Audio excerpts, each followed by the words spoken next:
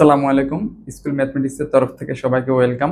আজকে হচ্ছে আমাদের রসায়ন শক্তি চ্যাপ্টারের 3 নাম্বার লেকচার। আচ্ছা, প্রিভিয়াস দুইটা লেকচার থেকে এই লেকচারটা এবং পরবর্তী লেকচারটা অনেক বেশি ইম্পর্টেন্ট, এটা আমরা খেয়াল রাখবো। আচ্ছা, আজকে আমাদের যে প্রথম স্লাইড আছে সেটা একটু দেখি। তড়িৎ রাসায়নিক প্রক্রিয়া, মানে এই যে আমাদের রাসায়নিক বিক্রিয়া টিক্রিয়া হবে, এই যে আমাদের প্রক্রিয়াটা আছে, এখানে হচ্ছে আমরা বলতেছি তড়িৎ রাসায়নিক কোষ। আমরা একটু ডিফারেন্ট টাইপ অফ কিছু কথা বলি, সেটা হচ্ছে বোর্ডে যা লেখা আছে এটা একটু আপাতত আমরা ভুলে যাই। আপাতত বোর্ডের লেখাটা ভুলে যায়, আমার কথাগুলোর দিকে একটু ফোকাস করি। সেটা হচ্ছে এই যে আমরা বলতেছি কোষ, ঠিক আছে? এই কোষটা হচ্ছে, এটা কিন্তু বায়োলজির কোষ না, এটা কেমিস্ট্রির কোষ, ঠিক আছে? কোষ কি পর দেখবো, সমস্যা নেই। এই যে আমাদের সিস্টেমটা বা কোষটা আছে, এটা হচ্ছে দুই প্রকার। কয় প্রকার ভাইয়া? দুই প্রকার। একটা হচ্ছে তড়িৎ বিশ্লেষ্য কোষ, আর একটা তড়িৎ রাসায়নিক কোষ। আমি আবার বলি, বোর্ডের দিকে তাকানোর দরকার নেই, সিম্পলি মনে রাখি, একটা তড়িৎ বিশ্লেষ্য, একটা হচ্ছে তড়িৎ রাসায়নিক। এই যে তড়িৎ রাসায়নিক যে কোষটা আছে, এটা আবার আরেকটা নাম আছে, সেটাকে আমরা বলি গ্যালভানিক সেল, ঠিক আছে? আবার বলি তড়িৎ রাসায়নিক যেটা আছে সেটা আরেকটা নাম হচ্ছে গ্যালভানিক সেল। ওকে, ফাইন। এখন ভাই এটা তো বুঝছি, কিন্তু আপনি বোর্ডে কি লিখছেন? বোর্ডে হচ্ছে আমরা আমাদের বই অনুযায়ী লিখছি, আমাদের বইয়ে এইটা লেখা আছে, আমরা এইটাই পড়বো, কোনো সমস্যা নেই। বাট অ্যাকচুয়াল অ্যান্সারটা, সত্যি কথাটা, সেটা হচ্ছে আমি একটু আগে বলে দিছি। এখন আমরা দেখি এখানে তড়িৎ রাসায়নিক কোষ দুই প্রকার। একটাকে বলছে তড়িৎ বিশ্লেষ্য কোষ, আর একটাকে বলতেছে গ্যালভানিক কোষ। কিন্তু আমি কিন্তু একটু আগে বলছি যে তড়িৎ রাসায়নিক এবং গ্যালভানিক আসলে জিনিসটা সেম। এটা আপনারা হায়ার ক্লাসে উঠলে জানতে পারবেন। এনিওয়ে, আমরা আমাদেরটাই পড়ি, ফাইন। তড়িৎ বিশ্লেষ্য কোষ আমরা কাদেরকে বলতেছি ভাইয়া? তড়িৎ বিশ্লেষ্য কোষ আমরা তাদেরকে বলতেছি যারা হচ্ছে, বা যেসব কোষে হচ্ছে তড়িৎ শক্তি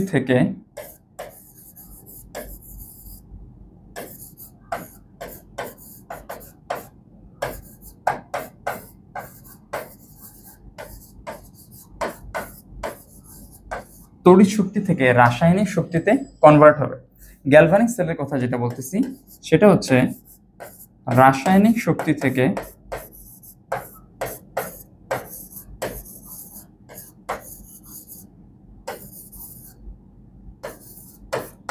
তড়িৎ অথবা বিদ্যুৎ শক্তি সৃষ্টি হবে। এখন সিম্পলি এই দুইটা টার্মটা একটু বুঝি। সেটা হচ্ছে ভাইয়া, আমরা এখানে আসলে কি লিখছি? এখানে আসলে আমি লিখছি যে তড়িৎ বিশ্লেষ্য কোষ যেটা আছে, যেটা আমরা একটু পরে পড়বো, তড়িৎ বিশ্লেষ্য কোষে যেটা হবে তড়িৎ শক্তি। তড়িৎ শক্তি মানে কি ভাই? এখানে আমি বাইরের থেকে একটা এরকম সোর্স অ্যাপ্লাই করব, বা ব্যাটারি দিয়ে আমি একটা কি দিব, একটা তড়িৎ শক্তি দিব, ফাইন। তাহলে তড়িৎ শক্তি যখন দিব তখন রাসায়নিক বিক্রিয়া হবে।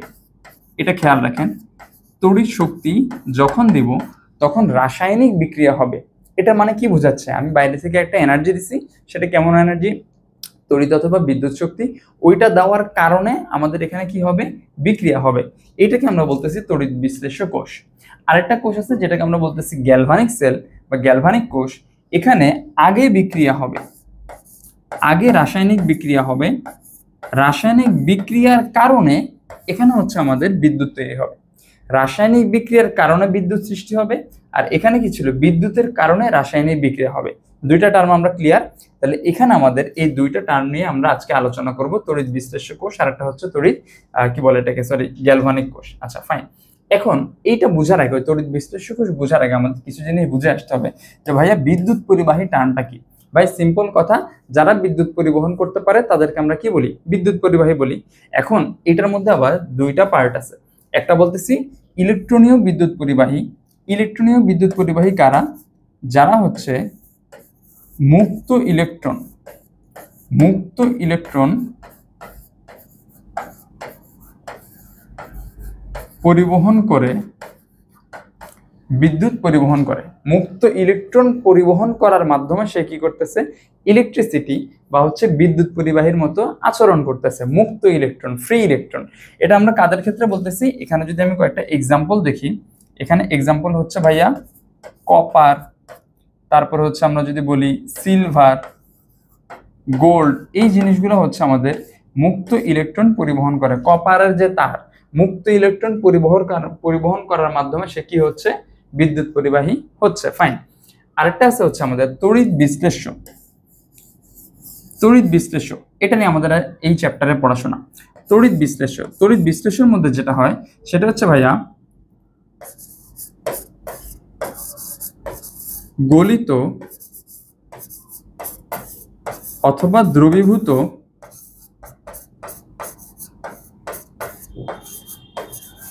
আয়নিক যৌগ, গলিত অথবা দ্রবীভূত আয়নিক যৌগ। এটা আসলে আমরা কাদের বলতেছি? গলিত মানে মেল্টেড, ঠিক আছে, গলে গেছে। আর দ্রবীভূত এটা হচ্ছে মোস্টলি হচ্ছে ধরা হয় অ্যাকুয়াস যারা আছে, যাদের সাথে পানি মেশানো আছে, ঠিক আছে। এই যে আয়নিক যৌগগুলো আছে, আয়নিক যৌগ কারা ভাই? আয়নিক যৌগ হইতেছে আমাদের সোডিয়াম ক্লোরাইড, এটা হইতে পারে ম্যাগনেসিয়াম ফ্লোরাইড, ঠিক আছে। এই যে আমাদের এই জিনিসগুলো আছে, এরা হচ্ছে গলিত অথবা দ্রবীভূত অবস্থায় বিদ্যুৎ পরিবহন করতে পারে। সেটা কিভাবে? আয়ন পরিবহনের মাধ্যমে। এটা আমরা দেখব। তাহলে এই দুইটা টার্ম ক্লিয়ার কিনা, যে এটা মুক্ত ইলেকট্রন পরিবহন করার মাধ্যমে, আর এটা হচ্ছে গলিত অথবা দ্রবীভূত আয়নিক যৌগের মধ্যে বিদ্যুৎ পরিবহন করতে পারে। আচ্ছা, ঠিক আছে, এবার আমরা সামনের দিকে যাই। এখন বলছে তড়িৎদ্বার। ভাইয়া তড়িৎদ্বার কি জিনিস? তড়িৎদ্বার আমরা খেয়াল রাখবো, তড়িৎদ্বার হচ্ছে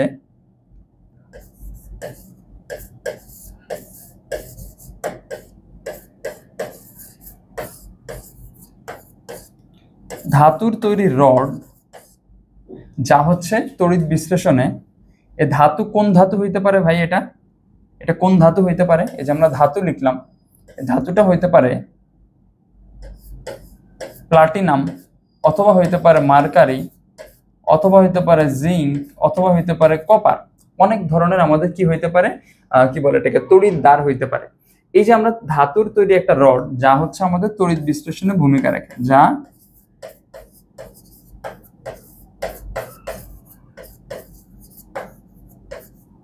তড়িৎ বিশ্লেষণে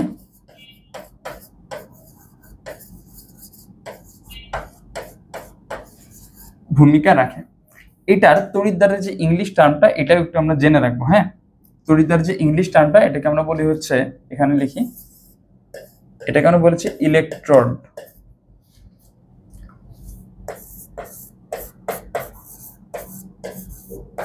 ইলেকট্রোড বা তড়িৎদ্বার। তাহলে ধাতুর তৈরি একটা রড, এটা কিভাবে কাজ করে এটা আমরা সামনে দেখবো, সমস্যা নেই। একটা রড যা হচ্ছে তড়িৎ বিশ্লেষণে ভূমিকা রাখে। এখন দুইটা টাইপের তড়িৎদ্বার আছে, একটা হচ্ছে অ্যানোড, একটা হচ্ছে ক্যাথোড। এই দুইটা টার্ম খুবই খুবই ইম্পর্টেন্ট, খুবই খুবই ইম্পর্টেন্ট। অ্যানোডে, মাথায় রাখবো আমরা, অ্যানোডে জারণ বিক্রিয়া হয়, জারণ বিক্রিয়া হয়। ক্যাথোডে হচ্ছে বিজারণ বিক্রিয়া হয়।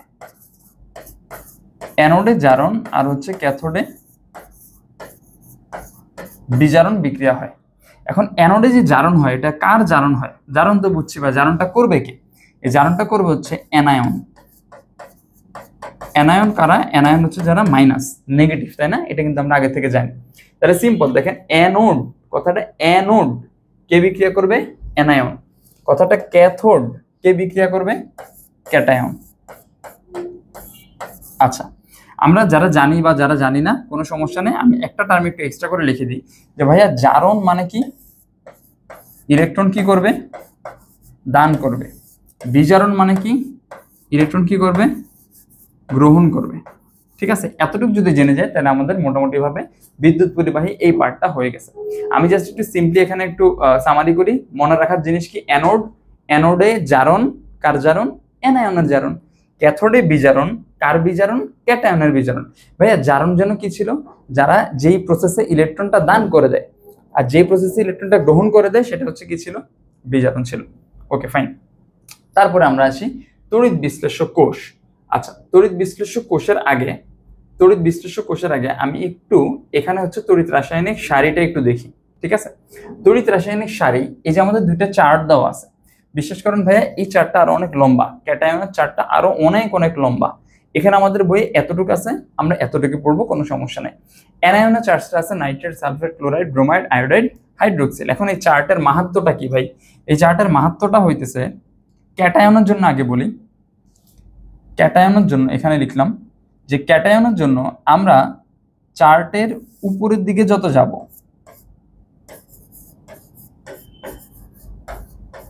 চার্টের উপরের দিকে যত যাব তত জারণ হবে, মানে জারণ করার প্রবণতা বাড়বে, জারণ করার প্রবণতা বাড়বে। আর এই অ্যানোডে যেটা আছে, উপরের দিকে যত যাব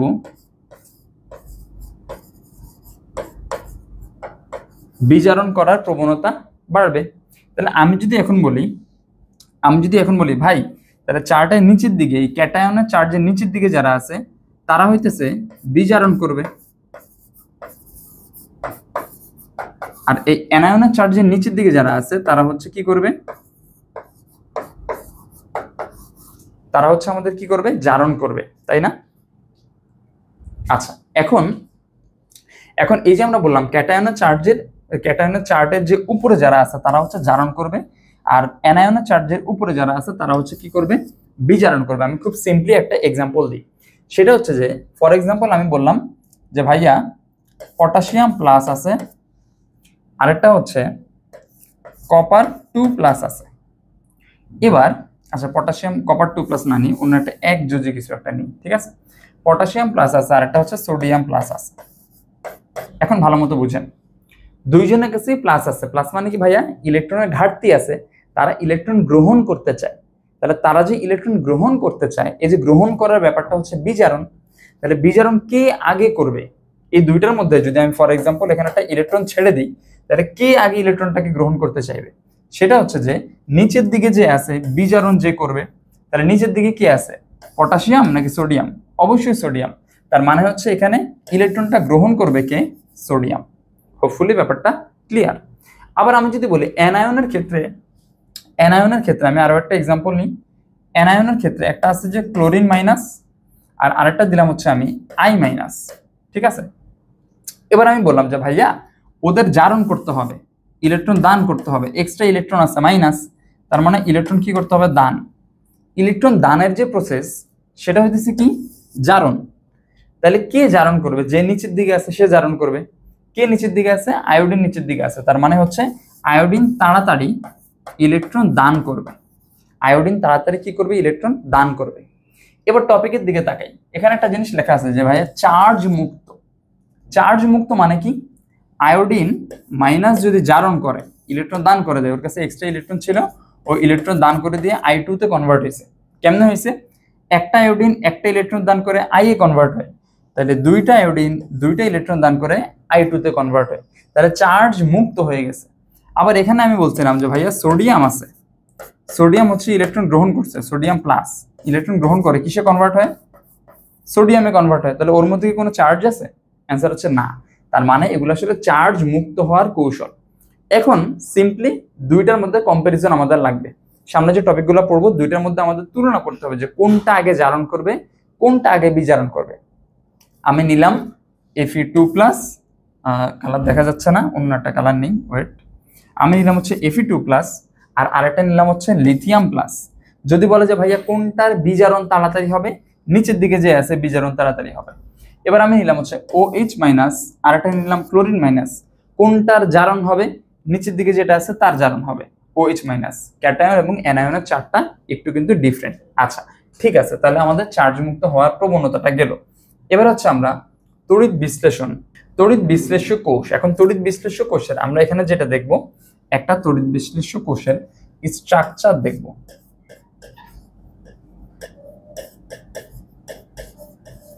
তড়িৎ বিশ্লেষ্য কোষের আমরা স্ট্রাকচার দেখব। আমরা মনে রাখবো যে তড়িৎ বিশ্লেষ্য যে কোষগুলো আছে এগুলো হচ্ছে আমাদের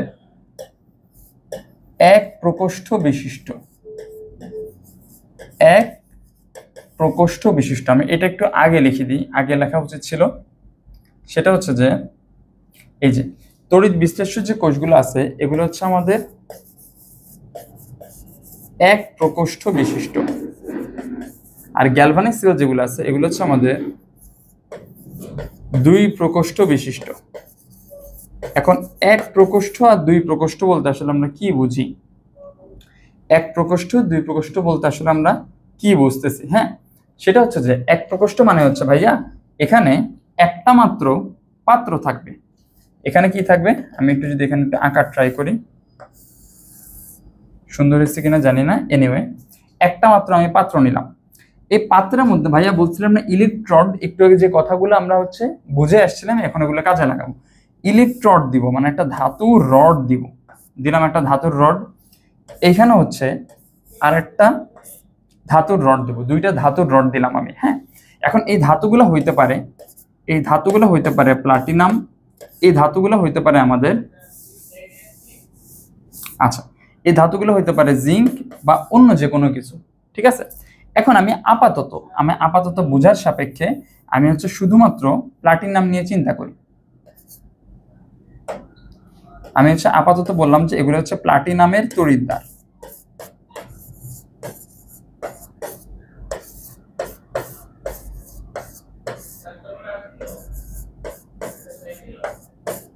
প্লাটিনামের তড়িৎদ্বার, ঠিক আছে। আচ্ছা তারপর হচ্ছে আমি এখানে কি দিব, এখানে দিব হইতেছে, এখানে দেব আরো একটা তড়িৎদ্বার, দুইটা তড়িৎদ্বার গেল, ফাইন। এবার এখানে হচ্ছে ভেতরে আমাদের লিকুইড দিতে হবে। এখানে হচ্ছে আমাদের ভিতরে কি দিতে হবে, যেই দ্রবণের তড়িৎ বিশ্লেষণ করতে চাচ্ছি, যেই দ্রবণের তড়িৎ বিশ্লেষণ করতে চাচ্ছি ওই দ্রবণটা দিতে হবে। ওই যে আমরা বলছিলাম আয়নিক যৌগ গলিত বা দ্রবীভূত, ওইটা এখানে দিব, ঠিক আছে। ফর এক্সাম্পল আমি দিলাম হচ্ছে এখানে একটা সোডিয়াম ক্লোরাইড গলিত অবস্থায় আছে। এই যে নিচে যে আমরা লিকুইডটা দিব গলিত বা দ্রবীভূত, গলিত বা দ্রবীভূত, এই জিনিসটার একটা নাম আছে, এটাকে আমরা বলবো হচ্ছে তড়িৎ বিশ্লেষ্য, তড়িৎ বিশ্লেষ্য বা ইংলিশে বলা হচ্ছে এটাকে ইলেকট্রোলাইট, ইলেকট্রোলাইট, ঠিক আছে। আচ্ছা এতটুকু পর্যন্ত ঠিক আছে। তারপরে আসবো হচ্ছে আমরা এইখানে একটা পরিবাহী তার দিব, এখানে একটা পরিবাহী তার দিব, এখানে একটা সোর্স দিব বা ব্যাটারি দিব, এই পরিবাহী তার এটার সাথে কানেক্ট করে দিছি। তাহলে এইখান থেকে হচ্ছে আমাদের কি আসবে বলেন তো, এখান থেকে এনার্জি আসবে। এনার্জি এদিক দিয়ে এসে এইখানে যে সোডিয়াম ক্লোরাইড আছে ওই সোডিয়াম ক্লোরাইডটা রিঅ্যাকশন করবে। এখানে যে সোডিয়াম ক্লোরাইডটা আছে সোডিয়াম ক্লোরাইডটা কি করবে, রিঅ্যাকশন করবে। তাহলে এখানে আমরা দিলাম হচ্ছে ব্যাটারি, আউটার একটা সোর্স, বাইরে থেকে একটা সোর্স নিলাম, ঠিক আছে। এখন এখানে আরো একটা বোঝার জিনিস আছে, সেটা হচ্ছে যে আমরা পড়ছিলাম যে দুইটা প্রান্ত আছে, তাই না, দুইটা প্রান্ত আছে, একটা হচ্ছে অ্যানোড আর একটা হচ্ছে ক্যাথোড। নরমালি এই বাম সাইডে যেটা আছে এটাকে অ্যানোড ধরা হয়, আর ডান সাইডে যে তড়িৎদ্বার আছে এটাকে ক্যাথোড ধরা হয়। এখন এখানে একটা মিসকনসেপশন আছে যে ভাই বামে থাকলেই অ্যানোড ডানে থাকলেই ক্যাথোড, এরকম কিন্তু কোনো ব্যাপার না। ফর এক্সাম্পল আমাদের কাছে 3D একটা মডেল আছে, এখানে একটা পাত্র, এখানে হচ্ছে একটা তড়িৎদ্বার, এখানে একটা তড়িৎদ্বার, দুইটা তড়িৎদ্বার আছে। এখন সাপোজ এই যে আমাদের দুইটা তড়িৎদ্বার আছে, এখন এই যে আমাদের দুইটা তড়িৎদ্বার আছে, আমি এদিক থেকে দেখতেছি এটা হচ্ছে আমার বামে, এটা হচ্ছে আমার ডানে, আরেকজন ওই দিক থেকে দেখতেছে এটা তার বামে, এটা তার ডানে, উল্টা, তাই না, এটা তার বামে দেখতেছে, এটা তার ডানে দেখতেছে, আমি উল্টাটা দেখতেছি। তাহলে আসলে ডান বাম কোনো ইস্যু না, কিন্তু আমরা যখন পরীক্ষার খাতায় লিখি বা বোঝানোর জন্য তখন অলওয়েজ আমরা চিন্তা করি এই পার্টটা হচ্ছে অ্যানোড, ডান সাইডের পার্টটা হচ্ছে ক্যাথোড। কিন্তু অ্যানোড আর ক্যাথোডের যে সংজ্ঞা, সেই সংজ্ঞা থেকে আমরা মনে রাখবো যে ভাই অ্যানোড কোনটা, যেটাই হচ্ছে জারণ হবে, যেই সাইডেই জারণ হবে ওটাই হইতেছে অ্যানোড, যেই সাইডেই বিজারণ হবে ওটাই হচ্ছে আমাদের কি, ক্যাথোড। এবার এমসিকিউর জন্য ইম্পর্টেন্ট একটা জিনিস, সেটা হচ্ছে কোন কালে দিয়ে লিখবো, সেটা হচ্ছে যে ভাই এই অ্যানোড যেটা আছে, তড়িৎ বিশ্লেষ্য কোষের যে অ্যানোডটা আছে, এই অ্যানোডটা হচ্ছে আমাদের পজিটিভ, এই অ্যানোডটা কেমন, পজিটিভ। তড়িৎ বিশ্লেষ্য কোষের যে ক্যাথোডটা আছে এই ক্যাথোডটা হচ্ছে নেগেটিভ। কেন পজিটিভ হলো, কেন নেগেটিভ হলো একটু চিন্তা করি ঠান্ডা মাথায়। সেটা হচ্ছে যে ব্যাটারি এই পার্টটা হচ্ছে আমি প্লাস দিছি, যে দেখেন বড় পার্টটা দিছি কিন্তু প্লাস, যখন প্লাস হবে এই প্লাস কি করবে, এই ক্লোরিন মাইনাস ছিল না এখানে, এই ক্লোরিন মাইনাসকে নিজের দিকে আকর্ষণ করবে। তাহলে ক্লোরিন মাইনাস হচ্ছে মাইনাস, এক্সট্রা ইলেকট্রন আছে, ঠান্ডা মাথায় বুঝি, ক্লোরিন মাইনাসটা হচ্ছে মাইনাস, ওর কাছে এক্সট্রা ইলেকট্রন আছে, তাহলে সে কি করবে, এক্সট্রা ইলেকট্রন দান করে দিবে, ইলেকট্রন দান করবে। ইলেকট্রন যদি দান করে তার মানে হইতেছে সে হচ্ছে জারণ করতেছে, তাহলে জারণ যে সাইডে করবে সেই পার্টটা হচ্ছে অ্যানোড, আর এই পার্টটাই হচ্ছে আমাদের প্লাস। কেন প্লাস, ওই প্লাসটা হচ্ছে মাইনাসকে অ্যাট্রাকশন করে, সেম ওয়েতে এই পার্টটা হচ্ছে মাইনাস, তার মানে ও হচ্ছে প্লাসকে, সোডিয়ামকে অ্যাট্রাকশন করবে নিজের দিকে। হোপফুলি এটা ক্লিয়ার। সিম্পলি আমরা মনে রাখি ভাই অ্যানোডে হইতেছে প্লাস, ক্যাথোডে হচ্ছে মাইনাস। কেন হয়েছে এটা, এটা হচ্ছে আমাদের তড়িৎ বিশ্লেষ্য কোষের স্ট্রাকচারের জন্য এমন হয়েছে। আচ্ছা ফাইন, তাহলে এই স্লাইডটা মোটামুটি ক্লিয়ার। এটাকে আমরা বলতেছি ইলেকট্রোলাইট বা তড়িৎ বিশ্লেষ্য। আর এখানে যে তড়িৎদ্বার আছে বা এটাকে আমরা বলতেছি ইলেকট্রোড, ইংলিশ নামগুলো খেয়াল রাখবো, ইলেকট্রোড। আর পুরা কোষটাকে আমরা বলতেছি তড়িৎ বিশ্লেষ্য কোষ। তড়িৎ বিশ্লেষ্য কোষ আর যে প্রসেসটা এখানে হবে, পরের স্লাইডে আমরা প্রসেসটা দেখব। প্রসেসটা যেখানে হবে এটাকে আমরা বলতেছি তড়িৎ বিশ্লেষণ। তড়িৎ বিশ্লেষণ আমি একবার সামারি করি। প্রসেসটাকে বলতেছি তড়িৎ বিশ্লেষণ, কোষটাকে বলতেছি তড়িৎ বিশ্লেষ্য কোষ। যে এখানে কি বলে এটাকে, যে দ্রবণটা ব্যবহৃত হইতেছে সেটাকে বলতেছি তড়িৎ বিশ্লেষ্য বা ইলেকট্রোলাইট। যে ধাতুর রড ব্যবহার করা হচ্ছে সেটাকে আমরা বলতেছি কি, তড়িৎদ্বার বা ইলেকট্রোড। Hopefully clear. আচ্ছা, এবার আমরা দেখি গলিত সোডিয়াম ক্লোরাইডের তড়িৎ বিশ্লেষণ। খুবই খুবই ইম্পর্টেন্ট, মাথায় রাখেন। এই চিত্রটাই সবগুলোর জন্য, এই চিত্রটাই আমরা এখানে ইউজ করতেছি। আমি এখানে একটু ছোট একটা পাত্র নিলাম, এখানে হচ্ছে একটা ইলেকট্রোড দিলাম, এখানে হচ্ছে একটা ইলেকট্রন দিলাম, এখানে একটা পরিবাহী তার, এখানে প্লাস আর এই সাইডটা মাইনাস। আর এইখানে আমরা যে দ্রবণটা নিব এটা হচ্ছে কি, এখন সোডিয়াম ক্লোরাইড। প্রত্যেকটার জন্য সেম চিত্র। সোডিয়াম ক্লোরাইড হচ্ছে গলিত আছে, গলে গেছে। আচ্ছা, এখন গলিত সোডিয়াম ক্লোরাইড আসলে কি কি থাকে এর আমরা দেখি আগে। আয়ন আছে কি কি, আমরা আগে আয়নগুলো লিখে ফেলি। সোডিয়াম ক্লোরাইড যেহেতু গলে গেছে, সিম্পল, সোডিয়াম ক্লোরাইড নিলাম, গলায় ফেললাম। তাহলে এখানে আসলে আমাদের সোডিয়াম প্লাস আয়ন আছে, আর একটা হচ্ছে ক্লোরিন মাইনাস আয়ন আছে। এটা একটু বেশি ইজি, মানে এই গলিত সোডিয়াম ক্লোরাইড যেটা।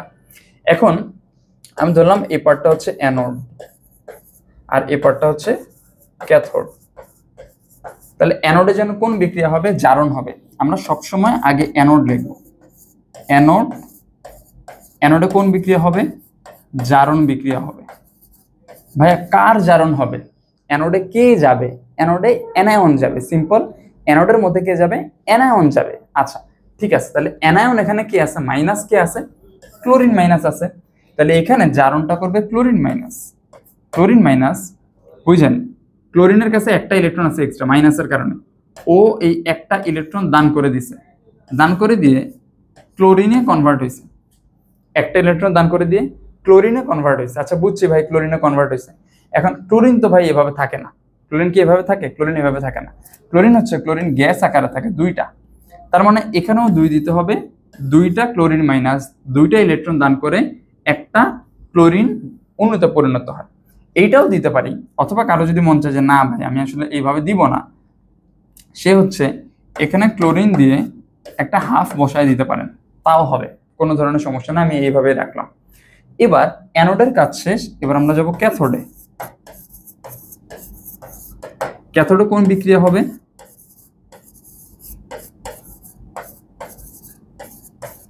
ক্যাথোডে হচ্ছে আমাদের বিজারণ বিক্রিয়া হবে।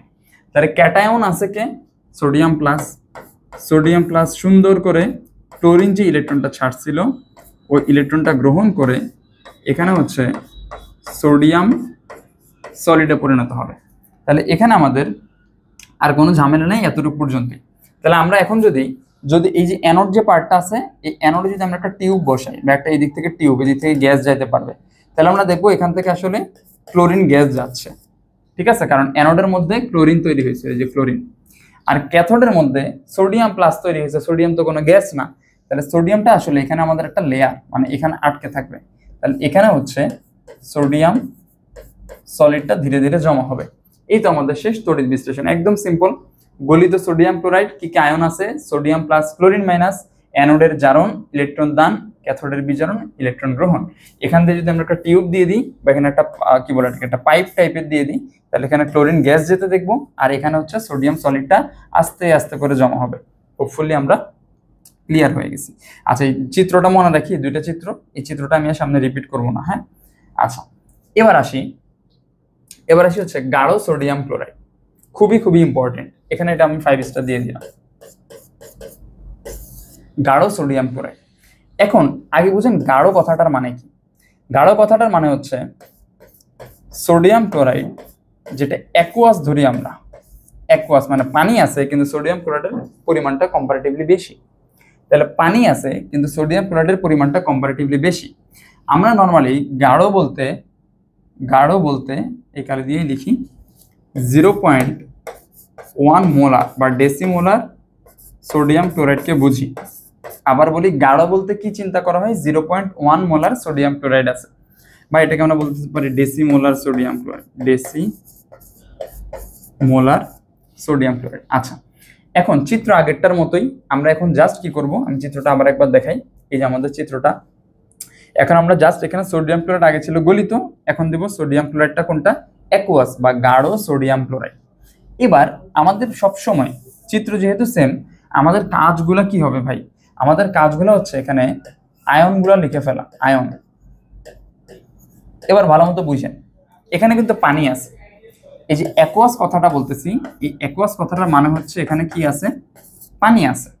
একটু আগে পানি ছিল গলিত, এটা কিন্তু পানি নেই। আচ্ছা ঠিক আছে, এটার মধ্যে পানি আছে। তাহলে সোডিয়াম ক্লোরাইড থেকে আমি কি কি আয়ন পাই, একটা হচ্ছে সোডিয়াম প্লাস, আরেকটা হচ্ছে ক্লোরিন মাইনাস, আরেকটা হচ্ছে কি, আরেকটা হচ্ছে ক্লোরিন মাইনাস। আবার আমি যদি বলি যে পানি থেকে কি আয়ন পাই, একটা হচ্ছে H প্লাস, আরেকটা হচ্ছে OH মাইনাস। এবার আপনি দুইটা পেয়ার খেয়াল করেন, দুইটা জোড়া খেয়াল করেন, এটা হচ্ছে ক্যাটায়ন আর এটা হচ্ছে অ্যানায়নের জোড়া। হ্যাঁ, এটা হচ্ছে ক্যাটায়নের জোড়া আর এটা হচ্ছে আমাদের কি, অ্যানায়নের জোড়া। এবার আমাদের একটু প্রবলেম আছে। কি প্রবলেম, আমরা একটু চিন্তা করি। সেটা হচ্ছে যে আমি আগে একটু ক্যাটায়ন লিখি, সবসময় আগে অ্যানায়ন লিখবো। আমি বলছিলাম অ্যানোডের যে বিক্রিয়া, অ্যানায়ন লিখবো, কোনো সমস্যা নেই, আমি জায়গা রাখলাম। বাট আগে ক্যাথোডের বিক্রিয়াটা করে আসি, তারপর হচ্ছে আমরা অ্যানোডেরটা করব। এখানে একটু ব্যতিক্রম ঘটে সাধারণ নিয়মের। এবার ক্যাথোডে আসলে কি বিক্রিয়া হয়, ক্যাথোডে আমরা দেখি, ক্যাথোডে হচ্ছে আমাদের বিজারণ বিক্রিয়া হয়। ক্যাথোডে বিজারণ বিক্রিয়া হবে। ক্যাথোডের জন্য কি বিক্রিয়া করবে, ক্যাথোড থেকে ক্যাটায়ন। এখন আমাদের তো বিপদ হয়ে গেছে ভাই, ক্যাটায়ন আছে দুইটা। একটু আগে আমাদের কোনো সমস্যা ছিল না, একটা ক্যাটায়ন সুন্দর ধূপধাপ বিক্রিয়া হয়ে ফেলছে। এখন দুইটা ক্যাটায়ন আছে, তাহলে কে বিক্রিয়া করবে। এবার আমাদের সেই চার্ট লাগবে, একটু আগে আমরা যে চার্ট পড়ে আসছিলাম। এখন দেখেন ভাইয়া, ক্যাথোড আছে দুইটা, ক্যাথোডের মধ্যে ক্যাটায়ন আছে দুইটা, সোডিয়াম প্লাস হাইড্রোজেন প্লাস। করতে হবে আমাদের কি, বিজারণ। তাহলে আমরা দেখি কই যেন করছিলাম এটা, এই যে করতে হবে কি, বিজারণ। তাহলে নিচের দিকে দেখতে হবে, নিচে হাইড্রোজেন একটা আছে, আর একটা কে আছে জানো, এগুলো একটু মুছে দিই আপাতত। একটা আছে হচ্ছে আমাদের হাইড্রোজেন, আর একটা ছিল হচ্ছে আমাদের সোডিয়াম প্লাস, এই যে দুইজন। তাহলে নিচের দিকে কি আছে, হাইড্রোজেন আছে, তার মানে এখানে আমাদের হাইড্রোজেন রিঅ্যাকশনটা করবে। হাইড্রোজেন কি করবে, রিঅ্যাকশনটা করবে। আচ্ছা, তাহলে সোডিয়াম রিঅ্যাকশন করতে পারবে না, তাহলে H প্লাস কি করবে, ইলেকট্রন গ্রহণ করবে।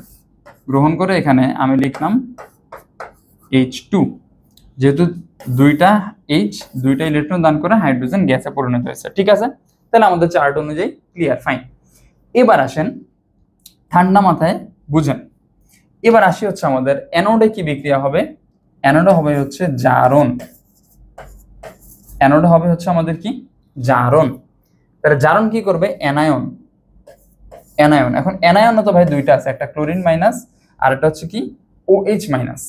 এবার আমরা দেখি একটু চার্টে, কোথায় চার্ট, জারণ করতে হবে। তাহলে উপরের দিকে নাকি নিচের দিকে, কোনটা জারণ, নিচের দিকে জারণ।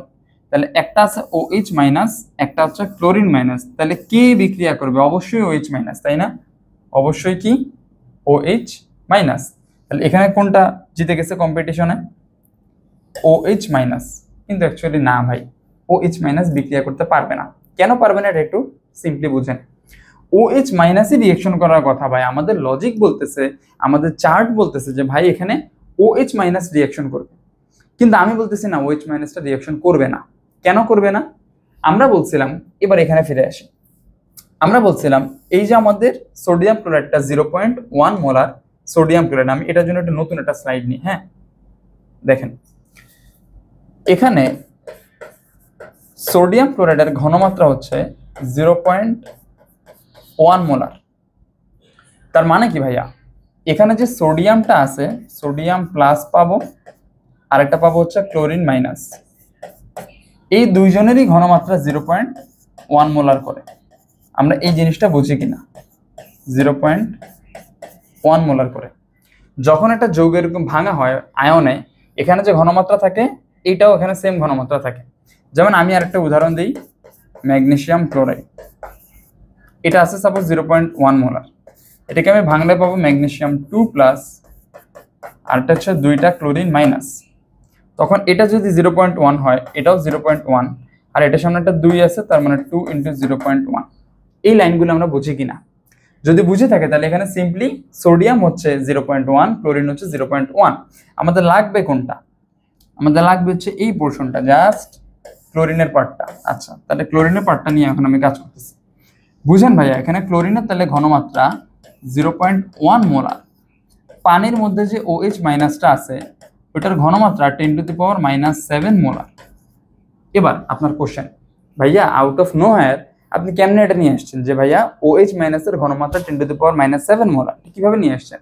আমরা যখন 11-12 এ উঠবো, ফার্স্ট পেপারে 4 নাম্বার চ্যাপ্টারে পানির আয়নিক গুণফল একটা টার্ম আছে বা একটা টপিক আছে, ওই টপিক পড়লে বুঝতে পারবেন যে OH মাইনাস এটার ঘনমাত্রা হচ্ছে 10⁻⁷ মোলার।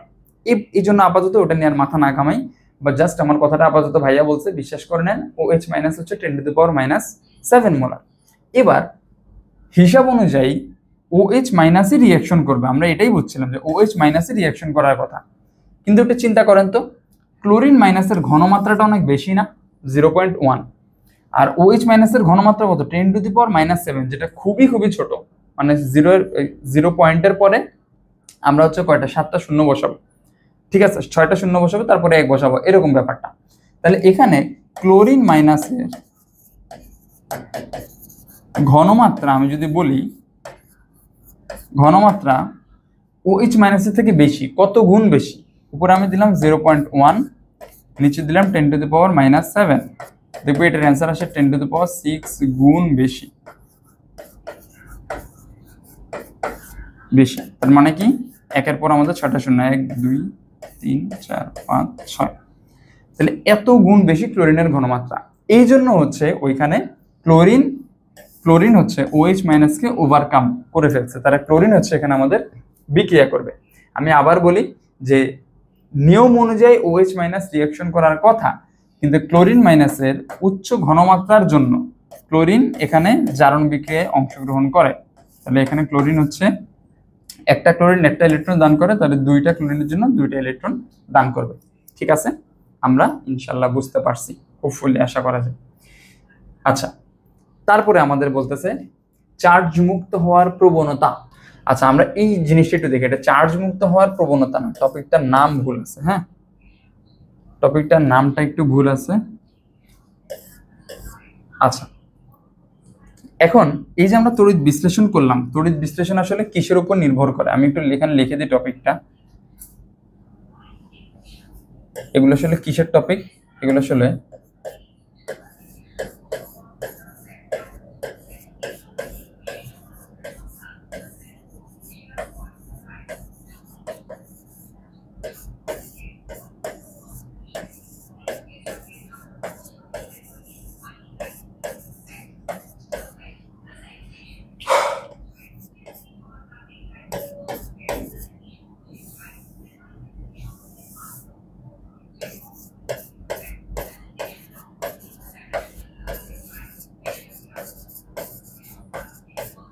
তড়িৎ বিশ্লেষণ আসলে এগুলোর উপর নির্ভর করে।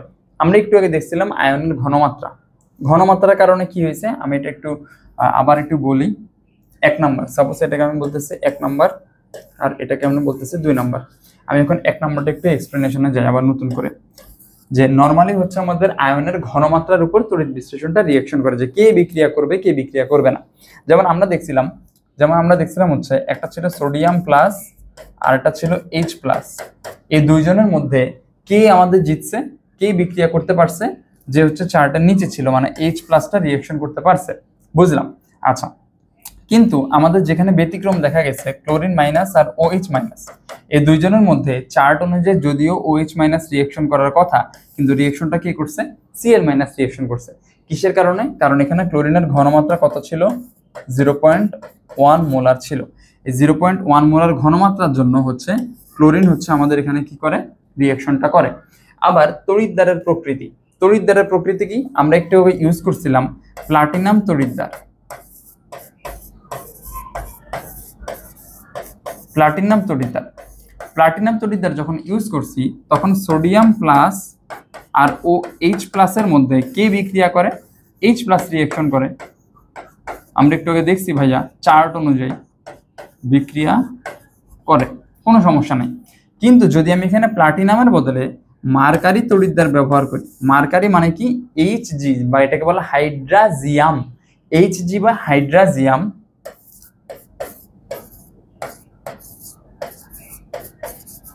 হাইড্রাজিয়াম যদি তড়িৎদ্বার ইউজ করি তখন এই হাইড্রাজিয়াম কি করবে? হাইড্রাজিয়াম তড়িৎদ্বারের কারণে সোডিয়াম প্লাস হচ্ছে বিক্রিয়া করবে, সোডিয়াম প্লাস বিক্রিয়া করবে। এখানেও ব্যতিক্রমও দেখা যায়। এখন ব্যতিক্রমটা কেন দেখা যায় আমরা যদি সিম্পলি বলি, একদম শর্টকাটে বলি, সেটা হচ্ছে সোডিয়াম প্লাসকে রিঅ্যাকশন করাইতে পারলে, সোডিয়াম প্লাসকে রিঅ্যাকশন করাইতে পারলে সোডিয়াম হচ্ছে এই মার্কারির সাথে মিলে সোডিয়াম Hg তৈরি করে। এটার একটা নাম আছে, এটার নাম কি?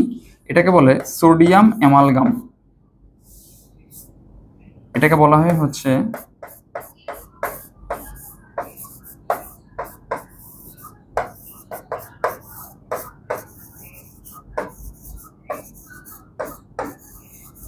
সোডিয়াম অ্যামালগাম বলা হয়।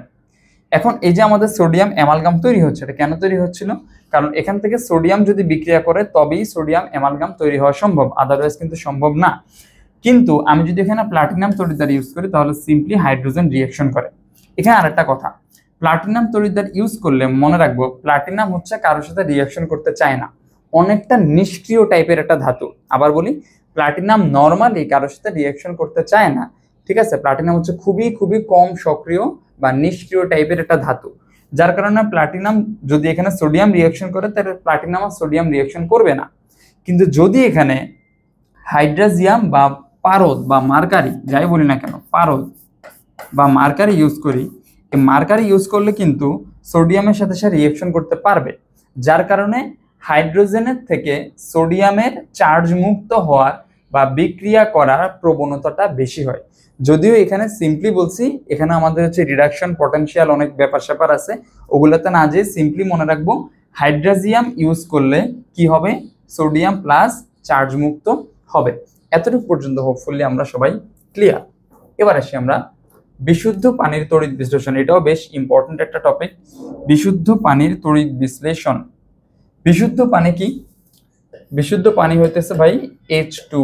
খুবই সিম্পল, তাই না? এখন আমরা মনে রাখি, সাপোজ আমাদের একটা এরকম পাত্র আছে, এই পাত্রের ভেতরে হচ্ছে আমাদের দুইটা তড়িৎদ্বার আছে, সুন্দর দুইটা তড়িৎদ্বার দিলাম, এখানে আমি পানি দিলাম, এখানে হচ্ছে আমরা এরকম প্লাস মাইনাস কানেক্ট করলাম, সবই ঠিকঠাক আছে। এখন এখানে পানি দিলাম, পানি দিয়ে হচ্ছে আমি এখানে কি বলে এটাকে ব্যাটারি থেকে আমরা বিদ্যুৎ চালনা করলাম, চালনা করে দেখলাম যেখানে আসলে কোনো ধরনের রিঅ্যাকশন হবে না, নো রিঅ্যাকশন, মানে এখানে তড়িৎ বিশ্লেষণ হবে না। তাহলে আমি কেন লিখলাম বিশুদ্ধ পানির তড়িৎ বিশ্লেষণ? কথা হচ্ছে যে এখানে যে রিঅ্যাকশনটা হবে না, কেন হবে না? হবে না হচ্ছে পানি মোটামুটি একটা নিষ্ক্রিয় টাইপের একটা জিনিস, পানি হচ্ছে নিষ্ক্রিয় টাইপের একটা জিনিস যেটা হচ্ছে বিক্রিয়া করে না বা অটোমেটিক ভেঙে যায় না। পানিকে ভাঙার জন্য, পানিকে আমি এখানে একটু লিখি, H2O কে অ্যাক্টিভ করতে বা বিক্রিয়া করানোর জন্য প্রস্তুত করতে আমরা এখানে সালফিউরিক অ্যাসিড ইউজ করি।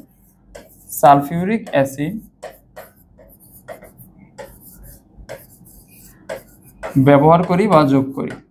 আচ্ছা, তাহলে যদি সালফিউরিক অ্যাসিড যোগ করি, এবার আমরা আয়ন হিসাব করব, তাই না?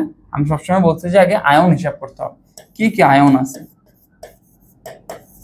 আচ্ছা, তাহলে এখানে আমরা মনে রাখবো পানির সাথে আমরা কি যোগ করব? সালফিউরিক অ্যাসিড যোগ করলে তবেই রিঅ্যাকশনটা হবে। আচ্ছা, তাহলে আয়ন কি কি আছে? পানির থেকে আমরা দুইটা আয়ন পাই, একটা হচ্ছে H+ আর একটা হচ্ছে OH-। আবার আমি যদি বলি যে সালফিউরিক অ্যাসিডের দুইটা আয়ন আছে, একটা হচ্ছে আমাদের H+ আর একটা হচ্ছে সালফেট 2-। কারো যদি মন চায় এখানে দুইটা H+ দেন, H+, দুইটা H+, একই কথা, কোনো সমস্যা নাই। তাহলে এইগুলা হচ্ছে আমাদের আয়ন।